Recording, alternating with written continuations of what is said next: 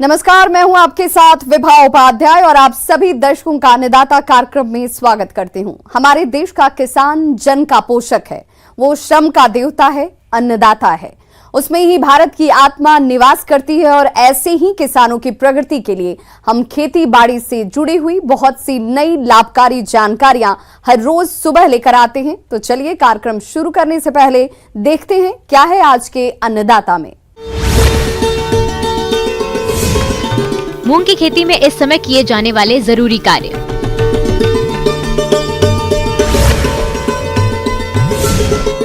बटेर पालन करके कमाए किसान अच्छी आय।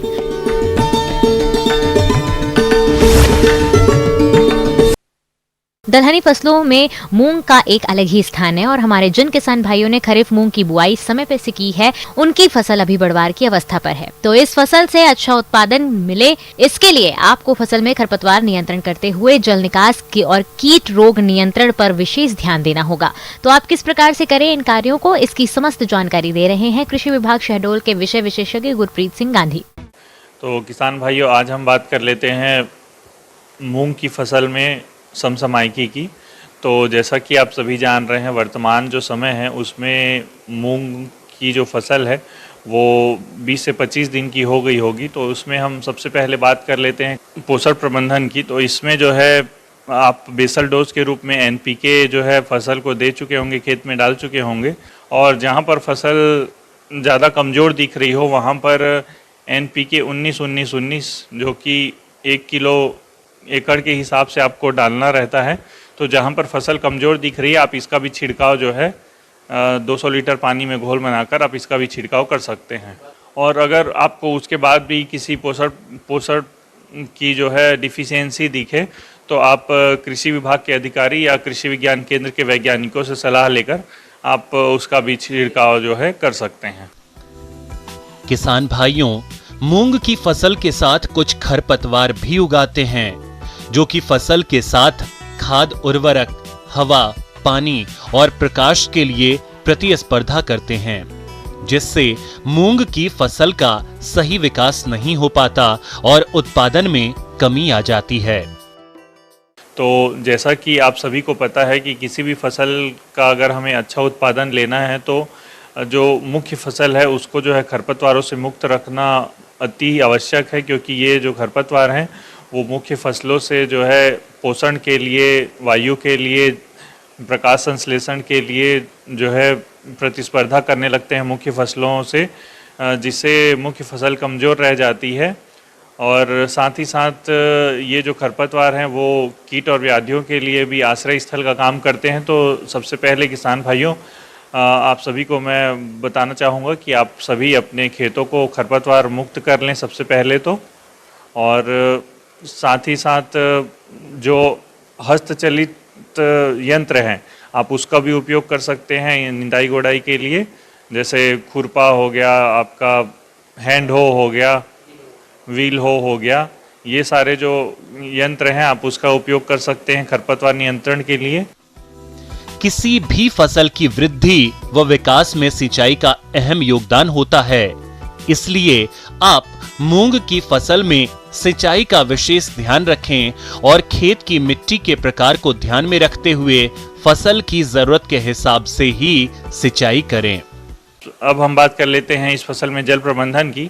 तो जैसा कि आप सभी को पता है कि अभी जो है वर्षा का मौसम है, तो जहाँ पर वर्षा अच्छी हो गई होगी वहाँ पर तो सिंचाई की आवश्यकता नहीं है, लेकिन जहाँ जहाँ पर वर्षा थोड़ी कम हुई होगी या ड्राई स्पेल थोड़ा लंबा हो गया होगा वहाँ पर आप जो है हल्की सिंचाई 10 से 12 दिन के अंतराल में जो है करते रहें। और जहाँ पर अत्यधिक वर्षा हो चुकी है वहाँ पर जल निकास के लिए जल निकास के चैनल आप बना लें, जिससे कि खेत में एक जगह पर वर्षा का पानी इकट्ठा ना हो, क्योंकि ये जो फसल है वो अत्यधिक सेंसिटिव होती है और अगर 24 से 48 घंटे भी अगर खेत में पानी रह गया तो आपकी फसल जो है नष्ट हो सकती है। इसके अलावा मूंग की फसल में इल्लियों का प्रकोप होता है। यह इल्लियां पहले मूंग की कोमल पत्तियों, टहनियों और फूलों को खाकर नुकसान पहुंचाती हैं और फली आने पर फलियों में छेद करके दानों को खराब कर देती हैं। जिससे मूंग के पौधों का पूर्ण विकास नहीं हो पाता है और उत्पादन में कमी आ जाती है। इसलिए आप कीट प्रकोप की प्रारंभिक अवस्था में नीम तेल की 5 मिलीलीटर मात्रा को प्रति लीटर पानी के हिसाब से घोल बनाकर छिड़काव करें। यदि कीट प्रकोप आर्थिक क्षति स्तर से अधिक हो तो रासायनिक नियंत्रण के लिए आप इंडोक्सा कार्ब दवा की 1 मिलीलीटर मात्रा को प्रति लीटर पानी के हिसाब से घोल बनाकर छिड़काव करें तो इन इल्लियों का नियंत्रण आसानी से हो जाता है। अगर इसमें लगने वाले प्रमुख रोगों की बात की जाए तो इसमें येलो मोजेक वायरस, जिसका एक मुख्य लक्षण है कि पत्तियां पूरी पीली पड़ जाती है और पूरे पौधे में जो है प्रकाश संश्लेषण की क्रिया रुक जाती है, तो और फसल लगभग 100% भी नष्ट हो सकती है अगर ये इसका प्रकोप हो गया तो इसके नियंत्रण के लिए सबसे पहले तो आप अगर खेत में आपको 2-4 जगह अगर पौधे दिख रहे हैं जिसमें पत्तियां पीली पड़ रही है तो उसको आप सावधानी पूर्वक निकाल के खेत के बाहर 1 मीटर गड्ढा करके आप उसमें उसको गाड़ दीजिए। और अगर ये प्रकोप जो है अत्यधिक फैल गया है तो उसकी रोकथाम के लिए सफ़ेद मक्खी का नियंत्रण करना आवश्यक होता है, क्योंकि ये जो है इसमें वाहक का कार्य करती है और पूरे खेत में इसको फैलाने का कार्य करती है। तो इसके नियंत्रण के लिए थायोमेथाक्साम 0.5 ml प्रति लीटर पानी में घोल बनाकर आप इसका छिड़काव कर सकते हैं। तो ये थी किसान भाइयों मेरे द्वारा बताई गई छोटी छोटी जानकारियाँ, जिसको आप अगर ध्यान में रखेंगे तो निश्चित रूप से ही मूंग की फसल की अच्छा उत्पादन ले सकते हैं। धन्यवाद। ब्रेक के बाद आप सभी दर्शकों का अन्नदाता में स्वागत है। नमस्कार किसान भाइयों, आज हम बटेर पालन पर बात करेंगे। बटेर जैसा कि आपने नाम सुना ही होगा, ये आपके लिए नया नाम नहीं है। तो बटेर पालन एक ऐसा है कि आप इसका एक व्यवसाय कर सकते हैं। बटेर एक छोटा पक्षी है, मुर्गियों से कम समय में तैयार होता है और जो भी हमारे मुर्गी पालक हैं तो वो जिस प्रकार से मुर्गियों का रख रखाव करते हैं उससे बहुत ही मिलता जुलता आप बटेर पालन कर सकते हैं। दूसरी बात, इससे लाभ यह है कि इसमें बीमारियों का प्रकोप कम है। आप देखें मुर्गियों में आजकल हर वर्ष किसी तरह के, कभी बर्ड फ्लू तो कभी कोई इस तरह की बीमारी आ जाती है, जिससे इसके मार्केट पर प्रभाव पड़ता है, बाज़ार व्यवस्था पर प्रभाव पड़ता है।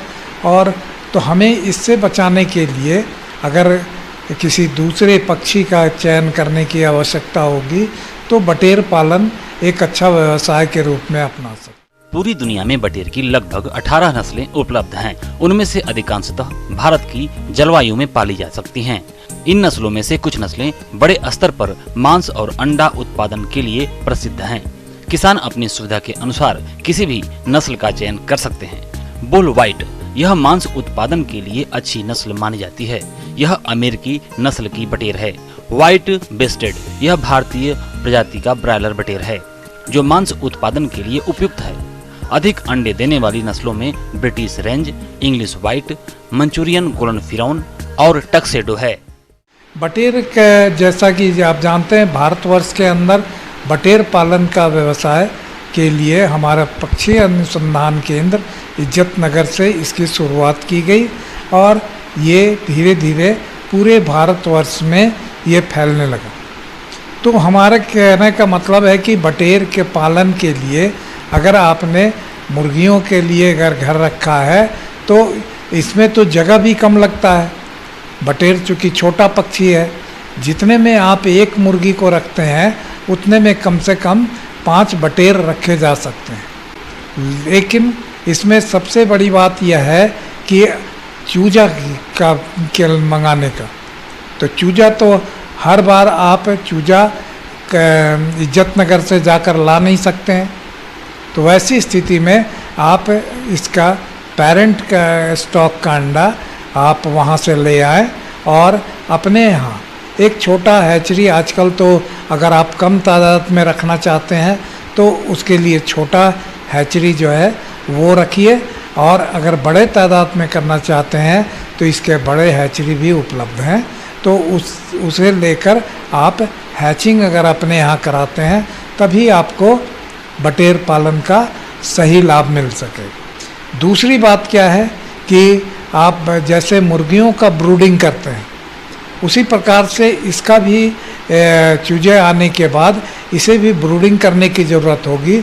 और ब्रूडिंग करने में आपको ये सावधानी रखनी पड़ेगी कि ये इसके बच्चे चूजे जो होते हैं वो सिर्फ 7 ग्राम के होते हैं, क्योंकि इसका अंडा का वज़न ही 10 ग्राम का होता है। तो ये चूजे 7 ग्राम के होते हैं और इसमें इनका प्रबंधन अच्छी तरीके से करने की ज़रूरत है, क्योंकि अगर आप चूजे बचा पाएंगे तभी आपको आगे चलकर लाभ होगा। और आपके खान पान की व्यवस्था में इस चीज़ का विशेष ध्यान रखना है कि इसे थोड़ा प्रोटीन की मात्रा आप बढ़ा करके दें, जैसे कि हम लोग खल्ली देते हैं या मछली का चूर्ण देते हैं, तो इन चीज़ों की मात्रा बढ़ी हुई होनी चाहिए, थोड़ी मुर्गियों के दाना से ज़्यादा होना चाहिए ताकि इनका बढ़वारी अच्छी तरीके से हो सके। बटेर आकार में छोटे होते हैं और उन्हें आवास के लिए कम जगह की आवश्यकता होती है। बटेर जल्दी तैयार हो जाते हैं। मादा बटेर 6 से 7 सप्ताह में अंडे देना शुरू कर देती है और बटेर बाजार में 5 सप्ताह बाद बेचने योग्य तैयार हो जाते हैं। एक मादा बटेर 1 साल में लगभग 250 से 300 तक अंडे दे देती है। मुर्गी के मांस की तुलना में बटेर का मांस बहुत ही स्वादिष्ट होता है। वसा की मात्रा भी कम होती है, जिससे मोटापा नियंत्रण में मदद मिलती है। बटेर पालन में आहार और रखरखाव लागत बहुत कम होती है। मुर्गी पालन और पशुपालन के साथ बटेर पालकर किसान इस व्यवसाय से भी अच्छा मुनाफा कमा सकते हैं। तो इस प्रकार से अगर आप प्रबंधन करेंगे तो इसमें दवा में भी बहुत कम खर्च है। आप जो जनरल दवा देते हैं जैसे कि विटामिन हुआ या फिर पानी साफ करने की दवा देते हैं, ये अवश्य दीजिए, लेकिन अलग से आपको दवा देने की ज़रूरत नहीं होगी। और इसके बाज़ार में भी आपको बाज़ार में प्रबंधन में भी आपको किसी प्रकार की कोई दिक्कत नहीं है। तो मैं समझता हूँ कि आप बटेर पालन से जुड़ करके आप मुर्गियों से भी ज़्यादा अच्छे तरह से लाभ ले। मौसम विभाग की रिपोर्ट पर साप्ताहिक कृषि सलाह इस प्रकार है।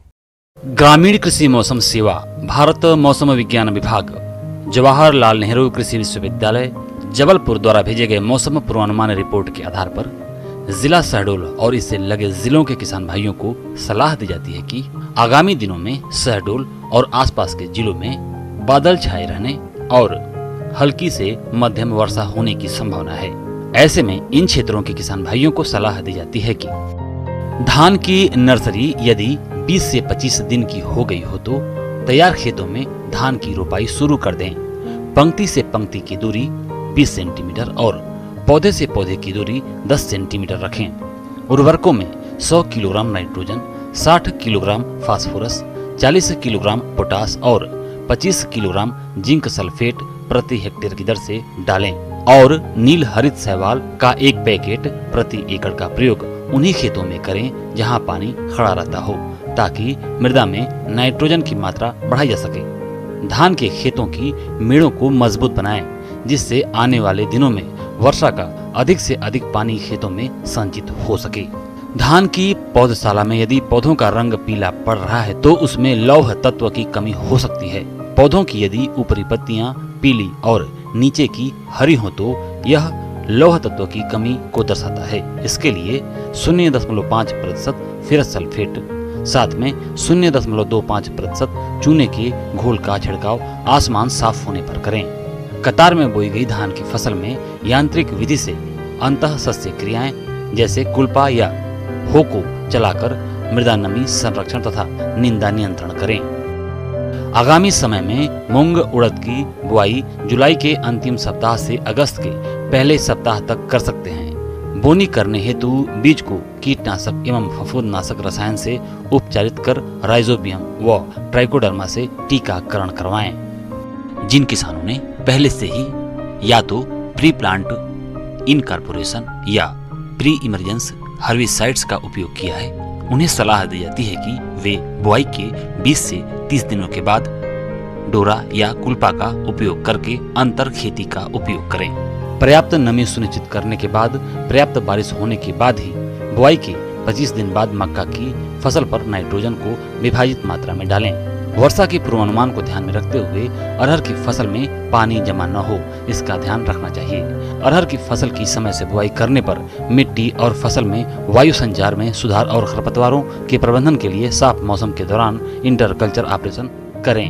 मक्के की फसल में तना बेधक प्ररोह मक्खी कीट का प्रकोप दिखाई देने की संभावना है, अतः इसकी रोकथाम के लिए इमामेक्टिन बेंजोएट 5 SG की 200 ग्राम मात्रा प्रति हेक्टेयर अथवा डाइमेथोएट 30 EC दवा की 1 लीटर मात्रा प्रति हेक्टेयर की दर से 600 से 700 लीटर पानी में घोल बनाकर छिड़काव करें। प्याज की नर्सरी तैयार करने के लिए ऊंची उठी हुई क्यारियों पर गोबर की खाद बिछाकर ट्राइकोडर्मा और स्यूडोमोनास 10 मिलीलीटर प्रति किलोग्राम बीज की दर से उपचारित करने के बाद बीज की बुआई करें। मौसम के पूर्वानुमान को देखते हुए किसान भाई अपने पशुओं को सुरक्षित स्थान पर रखें। पशु घर की छतों का उचित मरम्मत करें जिससे पशुओं तक पानी ना पहुंचे। पशुओं को खुरपका मुंहपका से बचाव के लिए टीकाकरण करवाएं। पशु चिकित्सक से संपर्क करके अपने मवेशियों को गला घोटू एवं लंगड़ी रोग का टीकाकरण करवाएं। आर्द्र मौसम को देखते हुए मुर्गी द्वारा भोजन का सेवन कम कर दिया जाता है। भोजन के पूरक के लिए विटामिन और ऊर्जा खाद्य सामग्री को अपने फीड में और साथ ही कैल्शियम सामग्री को मिलाएं।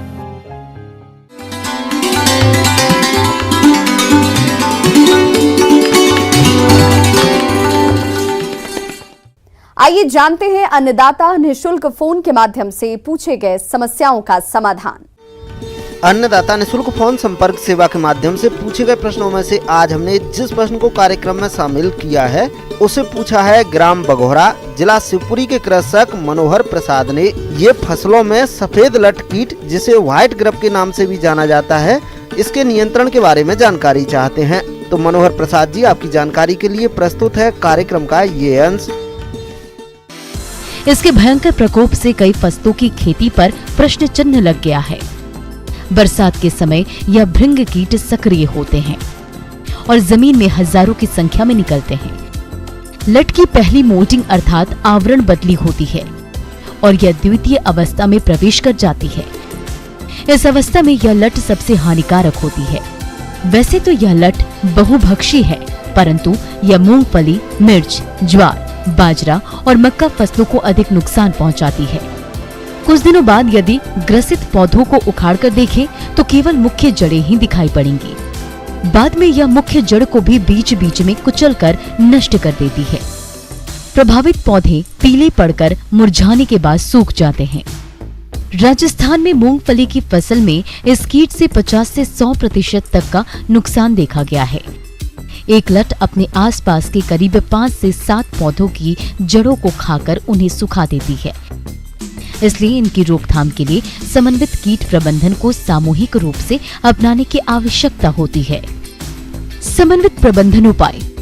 कहा जाता है कि उपचार से रोकथाम भला। जी हाँ, यह आवश्यक है कि समय रहते इस कीट का नियंत्रण किया जाए।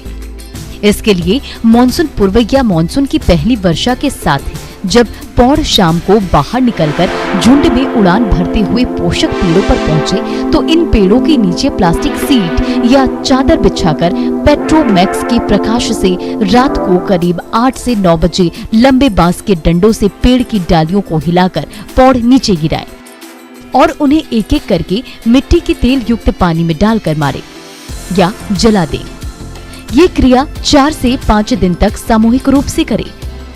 इसके अलावा जिन पेड़ों पर पौड़ भृंग बसेरा कर रहे हों वहां नीचे घास या कचरा इकट्ठा करके जला दें, जिसे पौड़ भृंग नीचे गिर पड़ते हैं। फिर इन्हें एकत्रित करके नष्ट कर दें। यदि खेत में पेड़ों की संख्या अधिक हो तो वर्षा के पहले पेड़ों के ऊपर से नीचे की ओर अच्छी छटाई करें।